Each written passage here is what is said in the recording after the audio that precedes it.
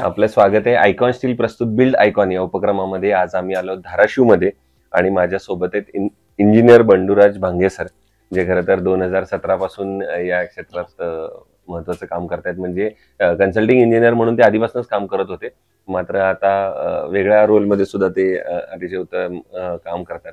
सगळ्यात महत्वाचं या क्षेत्रातले नवीन इंजिनियर घडवण्यासाठीचं आणि त्यांना व्यावसायिक प्रशिक्षण देण्याचं काम सुद्धा ते एका अर्थानं करतायत. त्याही बद्दल त्यांच्या बोलणार आहे. सो त्यांच्या या सगळ्या प्रवासाबद्दल, अनुभवाबद्दल आज आपण त्यांच्याशी चर्चा करणार आहोत. सगळ्यात आधी मला विचारायला आवडेल ते म्हणजे तुमचं शैक्षणिक पार्श्वभूमी कशी होती, म्हणजे शाळा कुठली होती, कॉलेज कुठलं होतं आणि या क्षेत्रामध्ये येण्याची प्रेरणा कोणाची होती, ज्यांच्यामुळे खरं तर तुम्ही या सिव्हिल इंजिनिअरिंग या फील्डमध्ये आलात, काय सांगा? तसं पाहायचं झालं तर माझ्या घरामध्ये म्हणजे भाऊजी, जवळपास भाऊजी आहेत. त्याच्यानंतर माझे बंधू भाऊ जे आहेत ते पण सिव्हिल इंजिनियर आहेत. यांच्यापासून मला खरं तर इंजिनिअरिंग करण्यासाठी प्रेरणा मिळाली. माझं 2003 मध्ये 10वीचं शिक्षण झालं. 2003ला 10वी झाल्यानंतर मला पण वाटलं की बाबा आपण काहीतरी नवीन गोष्टी कराव्या. याच्यासाठी कसं आहे की फील्ड निवडावी, कुठल्या पद्धतीची फील्ड निवडावी ह्याच्यासाठी मी बऱ्याच म्हणजे हे केलं की कशा पद्धतीनं मला काय केलं पाहिजे त्याच्या हे पण करत होतो मी, सर्चिंग करत होतो. म्हणजे माझा भाऊ वगैरे आहे तर तो इंजिनियर आहे, मग तो वेगळ्या प्रिंटिंग फील्डमध्ये माझा मोठा भाऊ आहे, तो दुबईमध्ये असतो. तो त्याच्याकडून बऱ्याच गोष्टीचं मला म्हणजे काय फील्ड असतात. माझा भाऊ आणखी एक पुण्यामध्ये तो इंजिनियर आहे, IT मध्ये आहे. त्याच्याकडून मला प्रेरणा मिळाली की बाबा नवीन काहीतरी गोष्ट करावी. मग आपल्याकडे कसं आहे की सगळ्यात वाटतं की बाबा सगळ्यांनी कम्प्युटर इंजिनिअरकडे जावं, त्याला वाटायला लागलं त्या पद्धतीने. पण मला एक असं वेगळ्या पद्धतीने करिअर निवडायचं होतं म्हणून मी हे क्षेत्र निवडलं. बरोबर. आणि 2012 मध्ये माझं 12th झालं. त्याच्यानंतर मी डिप्लोमासाठी ऍडमिशन घेतलं 2014 मध्ये. मग 2014 मध्ये डिप्लोमाचं ऍडमिशन, मला 2017 मध्ये मी पास आउट झालो.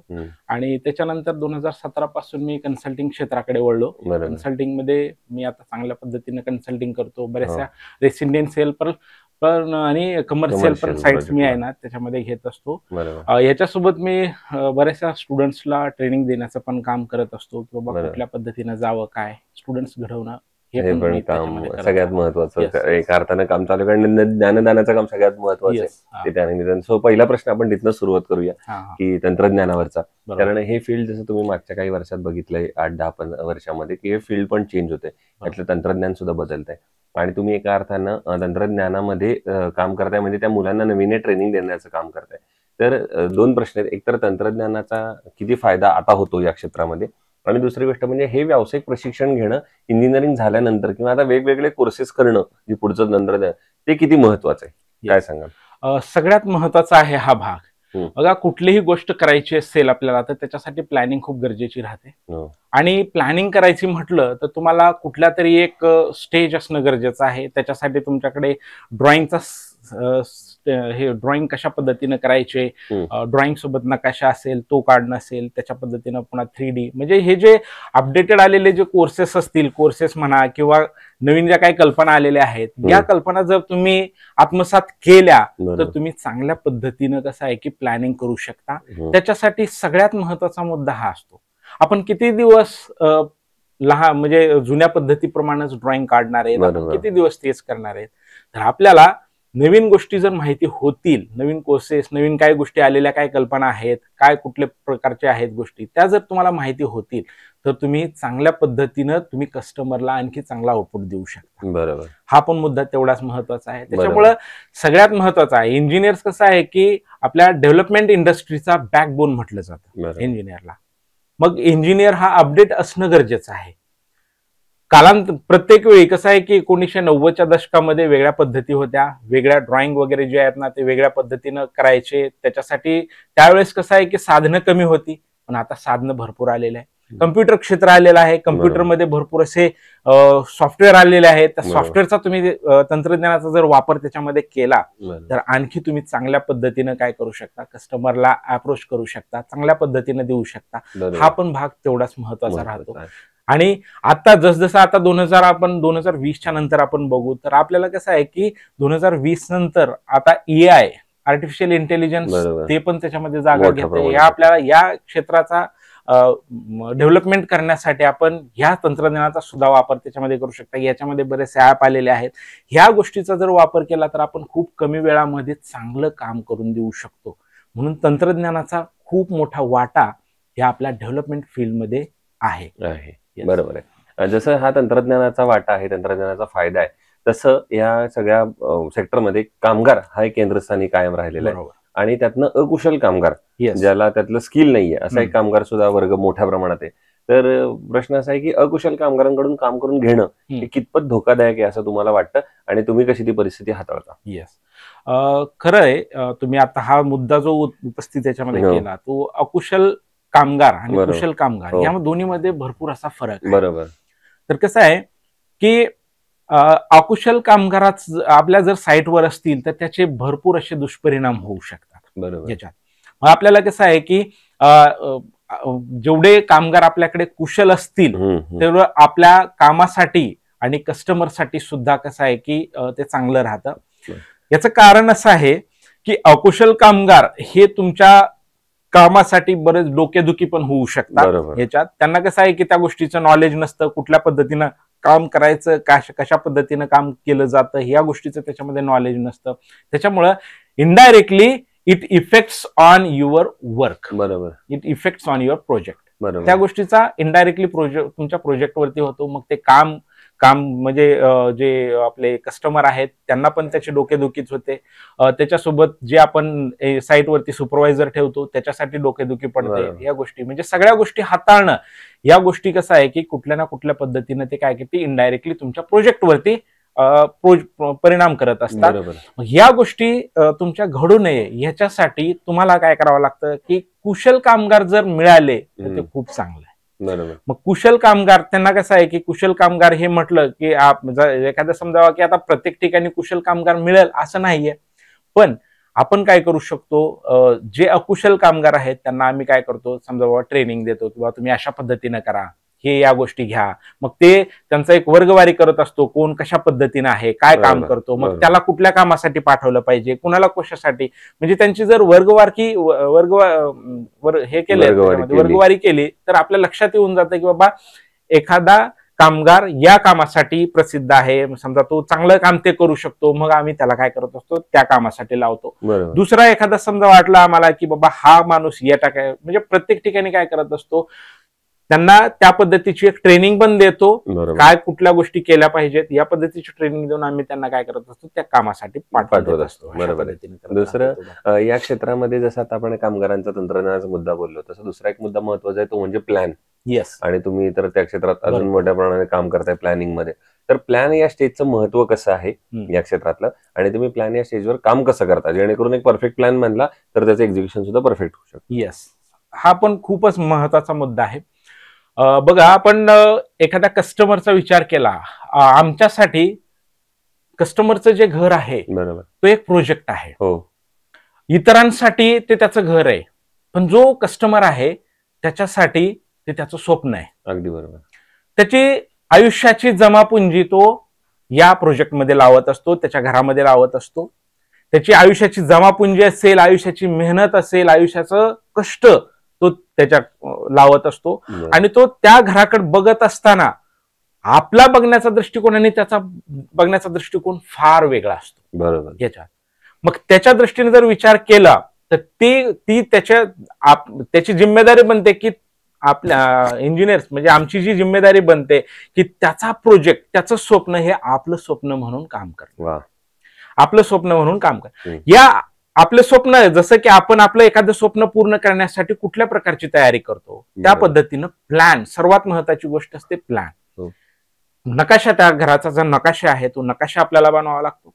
मग रिक्वायरमेंट कशी आहे, त्यांच्या घरामध्ये किती आहेत सदस्य आहेत, त्यांच्या काय गोष्टी आहेत, मग त्या गोष्टी आम्ही विचारात घेतो की त्यांच्या रिक्वायरमेंट काय असू शकतात. कसं आहे की घर सांभाळणं हे स्त्रीच्या हातात असतं. बरोबर. मग त्या कस्टमरची जी स्त्री आहे त्याच्या रिक्वायरमेंट काय असू शकतात, बाबा त्यांना कशा पद्धतीनं त्याची गरज लागते, त्यांना काय वाटतं की बाबा मला हे माझ्या पद्धतीचं घर कसं असलं पाहिजे असं त्यांना वाटतं. आम्ही काय करत असतो की ते त्यांना विचारतो, त्यांच्या दृष्टीनं आपण विचार करतो आणि त्या पद्धतीनं पण आम्ही प्लॅनिंग करतो. बरोबर. प्लॅनिंग करत असताना फक्त प्लॅनच नाहीये, तर प्लॅनिंग सोबत घर कशा पद्धतीने असलं पाहिजे, ते त्याच्यासाठी स्ट्रक्चर कुठलं असलं पाहिजे, त्याच्यासाठी स्ट्रक्चर डिझायनिंगचं काम, बरोबर. ते बनवण्यासाठी किती पद्धतीनं बजेट लागू शकतं. हो, मग त्याचा बजेटसाठी आम्ही इस्टिमेट कुठल्या पद्धतीनं राहिलं पाहिजे, काय गोष्टी असल्या पाहिजेत, घर बांधायच्या अगोदर काय खर्च असतो, घर बांधल्यानंतर काय खर्च असतो, घर बांधत असताना काय काय गोष्टी राहतात, परवाने, गव्हर्नमेंट, सगळ्या गोष्टीचा जो आहे ना तो विचार याच्यामध्ये केला जातो. आणि तशा पद्धतीने काम करून ही प्री प्लॅनिंगची जी प्लॅनिंग आहे, पूर्ण घराची जी नकाशाची प्लॅनिंग आहे, नकाशासोबत घर कशा पद्धतीने असलं पाहिजे, कस्टमरला ते कसं दिसलं पाहिजे, त्याचं कलर कॉम्बिनेशन कशा पद्धतीने असली पाहिजे, कस्टमरची रिक्वायरमेंट काय, या सर्व गोष्टीचा विचार आम्ही करतो. आणि त्या पद्धतीने विचार केला पाहिजे, कुणीही त्या पद्धतीने विचार केला पाहिजे आणि त्या पद्धतीनं घर बनवण्यासाठी प्लॅनिंग हा सगळ्यात महत्वाचा पार्ट आहे. बरोबर आहे. जसं हा प्लॅनिंग पार्ट महत्वाचा आहे, तसा त्याच्यानंतरचा पार्ट येतो ते म्हणजे बजेट. येस. आणि बऱ्याचदा असं असतं की कस्टमरचं बजेट थोडं लिमिटेड असतं, मात्र त्याच्या अपेक्षा जास्त असतात. बरोबर. तर अशा वेळेला एक इंजिनियर म्हणून तुम्ही हा समतोल कसा साधता की बजेटनुसार घर बनवण्याला जे प्राधान्य मिळतं त्याच्यात बजेटही बघायचंय आणि दर्जाही साधायचा आहे, तर या दोन्हीचा समतोल कसा साधता तुम्ही? आता बजेट जर समजा आपण एखाद्या कस्टमरचा विचारात घेतलं तर समजा बाबा की त्याचा जे काय बजेट आहे त्या बजेट प्रमाणे कशा पद्धतीने काम होऊ शकतं, मग त्याच्यासाठी जे काही स्टील असेल, सिमेंट असेल, रेती असेल, या सर्व गोष्टी ज्या आहेत त्या कॉम्प्रोमाइज पण झाल्या नाही पाहिजेत आणि कॉम्प्रोमाइज न होता त्याच्या बजेटमध्ये पण बसल्या पाहिजेत. बरोबर. मग त्याच्यासाठी लेबर कशा पद्धतीचा आहे तर ते ह्या सर्व गोष्टीचा विचार जो आहे ना तो पण आम्ही करतो. बरोबर. हा विचार करत असताना आम्ही कुठल्याही गोष्टीमध्ये कसं आहे की कॉम्प्रोमाइज करत नाहीये. कॉम्प्रोमाइज न करता ते बजेटमध्ये बसवलं जातं. बजेटमध्ये बसवायचं म्हणजे काय करायचं तर ते कस्टमरची जी रिक्वायरमेंट राहते, बरोबर, तर ती रिक्वायरमेंट पण त्याच्यामध्ये फुलफिल झाली पाहिजे. मग ते बजेट कुठल्या पद्धतीने रिड्यूस करू शकतो, ह्याच्यामध्ये कसं आहे की बजेट कमी करण्यासाठी जे वेस्टेज आहे ते आम्ही न जाऊ देता, समजा रेती असेल तर ते वेस्टेज पण झालं नाही पाहिजे, स्टील त्याचं वेस्टेज झालं नाही पाहिजे, या ठिकाणी कसं आहे की आम्ही त्याचं बजेट मॅनेज करण्याचा प्रयत्न करत असतो. बरोबर. याच्यासोबत जी काही मजुरी आहे, मजुरी देत असताना, मजुरी करत असताना जर कामाचं तुमचं मॅनेजमेंट जर डेली ठेवलं, बरोबर, तर तुमचा वेळ वाया जाणार नाही, त्याच्यामध्ये पण तुमच्या बजेटची म्हणजे बजेटचा समतोल जो आहे ना तो पण राहू शकतो, जेणेकरून तुमचं बजेट जास्ती जाणार नाहीये, फालतूक जो खर्च होतो तो होणार नाहीये. या गोष्टी आहे ना अशा पद्धतीने आपण कंट्रोल करू शकतो. त्याच्यामध्ये की बाबा तो कशा पद्धतीने म्हणजे वेस्टेज कुठं जाणार नाहीये, तो त्याचा खर्च जो आहे तो वेस्टेज न घालू देता तशा पद्धतीने आम्ही काय करू शकतो, त्याचं बजेट म्हणजे आहे त्या बजेटमध्ये पण आपण काय बसू शकतो, चांगल्या पद्धतीने त्यांचं भरण बसून घेऊ. दुसरं, इतके वर्ष तुम्ही आता म्हणजे तुम्ही धाराशिवचे जात इंजिनियर आहात आणि तुम्ही आता ह्याही एका रोलमध्ये आहात, तर अशा वेगवेगळ्या ह्याच्यातनं तुम्हाला एक प्रश्न असा विचारायचा आहे की धाराशिवचं विकासाचं व्हिजन एक इंजिनियर म्हणून जर तुम्हाला विचारलं तर पुढच्या 15-20 वर्षात कुठल्या मुद्द्यांवर काम करायला पाहिजे असं तुम्हाला वाटतं? धाराशिवची जी डेव्हलपमेंट आहे तर ती प्रायव्हेट सेक्टरमध्ये चांगली होणं गरजेचं आहे. गव्हर्नमेंट सेक्टर सोबत प्रायव्हेट सेक्टर ह्याच्यामध्ये कसं आहे की नवीन नवीन गोष्टीचे मॉल असणं गरजेचं आहे. बघा कसं आहे की कस्टमर अप्रोच होण्यासाठी, जसं आपण पुणे मुंबई हे डेव्हलप होण्यासाठी सगळ्यात महत्वाचा पार्ट राहतो तो मॉल्स. मग हे मॉल्स डेव्हलप झाले की कस्टमर अप्रोच होतो. आणखी बघितलं तर धाराशिवमध्ये कसं आहे की बघा धाराशिवमध्ये पहिल्यापासून म्हणत होते की हवा, पाणी आणि तुळजाभवानी, ह्याच्याशिवाय धाराशिवची ओळख नाहीये हे म्हटलं जायचं. पण आता ती जी गोष्ट आहे ती ओळख बदलण्याची आवश्यकता आहे. मग ती ओळख बदलण्यासाठी आपल्याला प्रायव्हेट सेक्टरला चांगल्या पद्धतीनं प्राधान्य देणं गरजेचं आहे. प्रायव्हेट सेक्टरमध्ये बरेच गोष्टी आहेत याच्यामध्ये की जे की आपण मी सांगितल्याप्रमाणे मॉल्स असतील, ह्या गोष्टी जर डेव्हलपमेंटसाठी कसं आहे की चांगल्या पद्धतीने येऊ शकतील. त्याच्यासोबत तुम्हाला रस्ते बांधणी जी आहे तर ते चांगल्या पद्धतीनं झाली पाहिजे. याच्यात जे की गव्हर्नमेंटच्या गोष्टी आहेत, गव्हर्नमेंटनं पण प्रायव्हेट बांधकामासाठी चांगल्या पद्धतीचा सपोर्ट करणं गरजेचं आहे, जेणेकरून कसं आहे की बाहेरच्या बऱ्याचशा मॉल्स वगैरे किंवा एखाद्या बिल्डर्स वगैरे जे आहेत ना ते चांगल्या पद्धतीने इथं प्रोजेक्ट बनवू शकतील. याच्यात रेसिडेन्शियल कम कमर्शियल बऱ्याच गोष्टीमध्ये कसं आहे की स्कोप आहे आणि या जर स्कोप वाढवला तर धाराशिवचा विकास नक्कीच होईल. क्या बात आहे. हा जर तुम्ही सांगितला की धाराशिवच्या विकासाबद्दल, मग अशा वेळेला सरकारकडनं काय अपेक्षा, म्हणजे सरकार कसं मदत करू शकतं या 2-3 मुद्द्यांवर जे आता तुम्ही मुद्दे मांडले त्याच्यावर? म्हणजे तुम्ही मॉलचा मुद्दा मांडला, तर Yes. सरकार याच्यात काय वेगळं करू शकतं जेणेकरून ते मॉल लवकरात लवकर धाराशिवमध्ये तयार होतं? बघा कसं आहे की गव्हर्नमेंट याच्यामध्ये कसं आहे की बांधकाम करत असताना आणखी कसं होतं की भरपूर असे म्हणजे बांधकाम करत असताना आहे ना, बांधकाम करत असताना बरेचसे कस्टमर आहेत ना, आणखी पण म्हणजे परवाना काढणं या गोष्टीला थोडंसं स्किप करतायत, कारण त्या पद्धती थोड्याशा किचकट केलेल्या आहेत.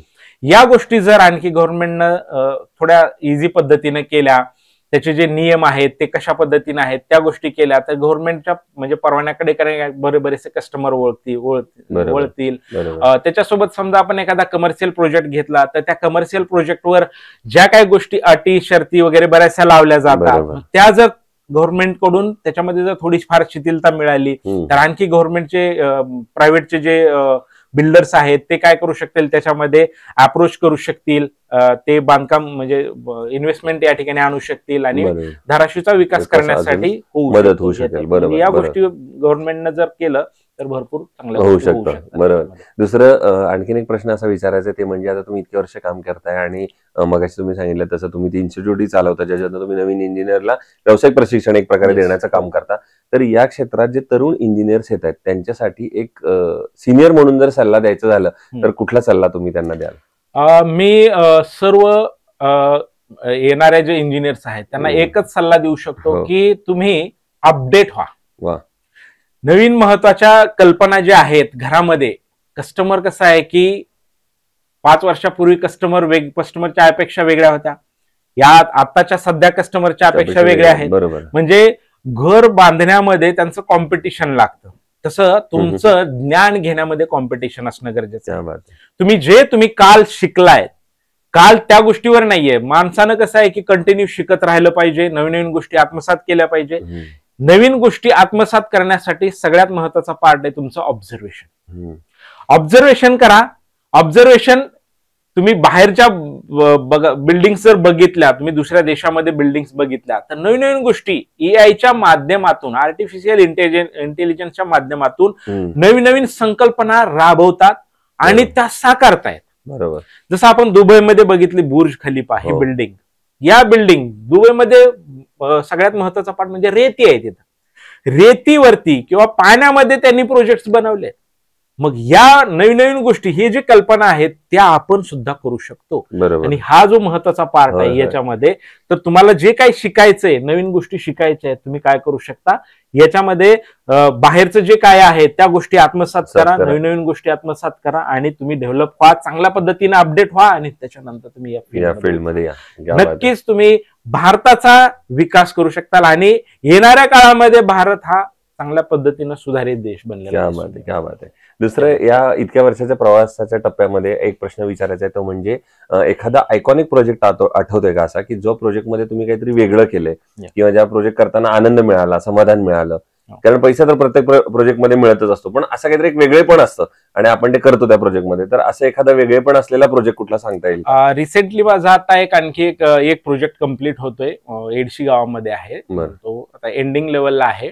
त्या प्रोजेक्ट मध्ये कसं की कस्टमरची रिक्वायरमेंट घर पण असलं पाहिजे आणि त्याची कमर्शियल करण्याचा पण त्यांचा विचार होता. या दोन्ही गोष्टी त्याच्यामध्ये आत्मसात करायच्या होत्या. मग आम्ही घर पण राहिलं पाहिजे आणि कमर्शियल, तर खालचा पूर्ण पार्ट त्यांना कमर्शियल हवा होता आणि दुसऱ्या मजल्यावरती त्यांना घर हवं होतं. मग त्या पद्धतीने मी डेव्हलप करत असताना खाली कम्प्लीट कमर्शियल पार्ट असल्यामुळं जी काही पोर्च वगैरे किंवा त्यांना डिझाईन पाहिजे होती किंवा त्यांना पुढे घराची एक शोभा वाढावी अशा पद्धतीनं पाहिजे होती. मग मी काय केलेलं होतं, त्यांना डेव्हलप करत असताना एक 5 ते 6 फूट बाल्कनी दिलेली आहे मी. अच्छा. पुढे 6 फूट म्हणजे कसं आहे की तो पार्ट म्हणजे कसं आहे की लिमिटेड, म्हणजे 4 फूट पर्यंत कस्टमर काय करतो म्हणजे सगळेजण करतात, पण मी या प्रोजेक्ट मध्ये काय केलेलं आहे, 5 ते 6 फुटाची बाल्कनी त्याच्यामध्ये दिलेली आहे. मग 6 फूट बाल्कनी त्यांना दिलं. जो काय फील त्यांना पोर्च मध्ये हवा होता तो सर्व फील मी त्या गोष्टीमध्ये त्याच्यामध्ये त्यांना ऍड करून दिलेला आहे याच्यात. आणि तो करत असताना त्याच्यासाठी लागणारं जे स्ट्रक्चर आहे ते स्ट्रक्चर त्या पद्धतीने डेव्हलप केलं. त्यांचे डिझाईन पण, त्यांचं पूर्ण स्वप्न पण पूर्ण व्हावं आणि तशा पद्धतीनं ते झालं पाहिजे. मग ते बीम्स कसे असले पाहिजे, त्याच्यामध्ये स्टील्स कसं असलं पाहिजे, या सर्व गोष्टी ज्या आहेत ना त्याच्यामध्ये करून मी तशा पद्धतीनं तो प्रोजेक्ट केलेला आहे. आणि या प्रोजेक्टमध्ये विशेष म्हणजे सगळ्यात महत्वाचा पार्ट काय झालेला, तर जे बीम्स बांधलेत ते डायरेक्टली जाग्यावर बांधलेत. डायरेक्टली जाग्यावरती. म्हणजे आपल्याकडे कशी पद्धत राहते की बीम्स अगोदर जमिनीवर बांधले जातात, परत ते उचलले जातात आणि वरी नेऊन पुन्हा माणसाच्या सहाय्याने ते कंटिन्युअस बीम आहेत. 40 फुटाचा बीम आहे कम्प्लीट. तो पूर्ण 40 फुटाचा बीम जाग्यावर बांधलेला आहे. जाग्यावर म्हणजे ते अखंड बीम आहेत सर्वच्या सर्व बीम्स. जेवढे बी बीम्स बांधलेत आडवे आणि उभे ते अखंड बीम आहेत.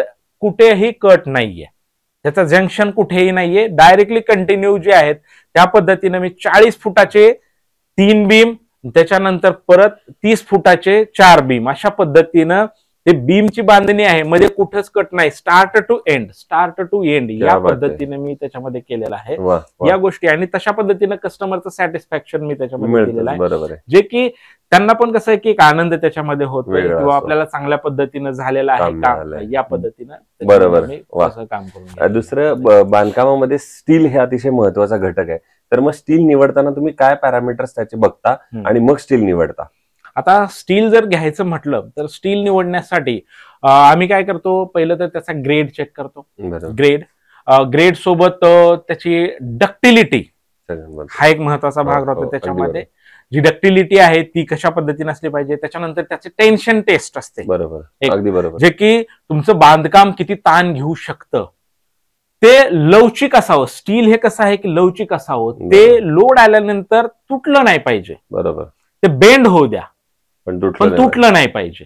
या गोष्टी, मग ह्या गोष्टी त्याच्यासाठी ती डक्टिलिटी जी असते ना तर ती त्याच्यामध्ये काम महत्वाची असते. टेन्शन जे आहे तर ते टेन्शन कुठल्या पद्धतीने आलं पाहिजे, किती टेन्शन त्याच्यामध्ये घेऊ शकतं हा.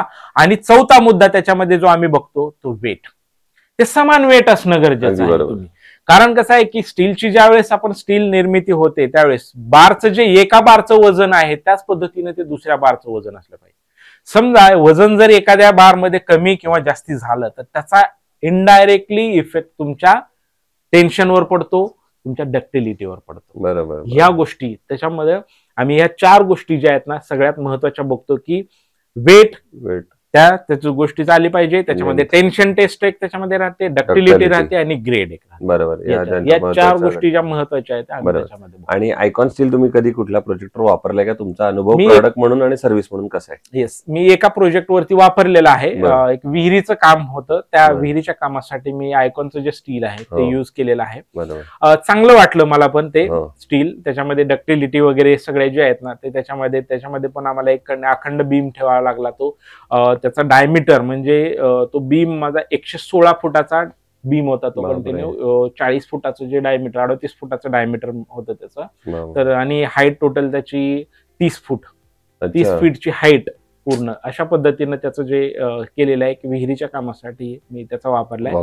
वापरत असताना मला ते छान वाटलं, चांगल्या पद्धतीने वाटलं, जे की आमच्या ज्या आम्ही बघतो त्या गोष्टी त्याच्यामध्ये पास केल्या आहेत. सो हे होते इंजिनियर बंडूराज भांगे सर. आणि सगळ्यात महत्वाचं त्यांचं वाक्य जे मला वाटलं, जे त्या नवीन येणाऱ्या क्षेत्रातल्या इंजिनियरसाठी आहे, ते म्हणजे स्पर्धा ही ज्ञानाची करा, पैशाची करू नका. ते पैसे तुम्हाला येतीलच जर तुमच्याकडे ज्ञानाचा सपोर्ट असेल तर त्याची स्पर्धा करा. जर नवीन सतत अपडेट राहत राहा आणि तुम्हाला या क्षेत्रात यश नक्की येते आणि या क्षेत्रात अमर्याद संधी आहेत. पुन्हा एकदा आपले मनपूर्वक आभार की तुम्ही आमच्या बिल्ड आयकॉन प्लॅटफॉर्मवर आला, तितक्या मनमोकळेपणाने बोललात. आणि येणाऱ्या आगामी काळात असेच आयकॉनिक प्रोजेक्ट तुमच्या हातून घडावेत याच आयकॉन स्टील कडून मनपूर्वक शुभेच्छा. मी पण आयकॉन स्टीलचे आभार मानतो की त्यांनी आम्हाला तुमच्या माध्यमातून एक आम्हाला 2 गोष्टी समाजासमोर किंवा आमच्या कस्टमर समोर पोहोचण्याची संधी दिली. त्याच्यासाठी मी पण आयकॉन स्टीलचे मनापासून आभार मानतो. धन्यवाद.